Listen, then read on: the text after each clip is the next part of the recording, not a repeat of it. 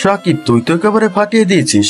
Cinema মুক্তির 1 মাস না পেরোতেই আমাদের মেগাস্টার শাকিব খানকে নিয়ে এমন মন্তব্য করতে বাধ্য হলেন বলিউডের ভাইজান খ্যাত জীবন্ত কিংবদন্তি নায়ক সালমান খান। একটি অনুষ্ঠানে সাক্ষাৎকার দেওয়ার সময় এই নায়ক বলেন, শাকিব, তুই তো একেবারে ফাটিয়ে দিয়েছিস। যেখানে আমার 200 কোটি বাজেটের সিকান্দার মুভি 104 কোটিতে থেমে যায় অবস্থা, সেখানে তোর মাত্র 16 কোটি বাজেটের বরবাদ 50 কোটি পার করে দিয়েছে। সত্যি তুই পারস বটে, তোর জন্য শুভকামনা রইল। প্রসঙ্গত, রোজার ঈদে বরবাদ মুক্তির সময় বলিউডে মুক্তি পায় সালমান খানের সিকান্দার।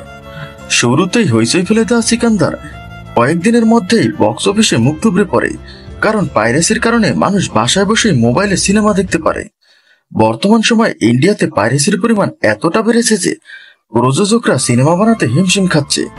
এদিক থেকে বাংলাদেশের সিনেমা অনেকটা সেফ জোনে রয়েছে। টুকিটাকি মোবাইলে ধারণ করা ক্লিপ বের হলেও এখন পর্যন্ত ফুল সিনেমা পাইরেসির খবর পাওয়া যায়নি।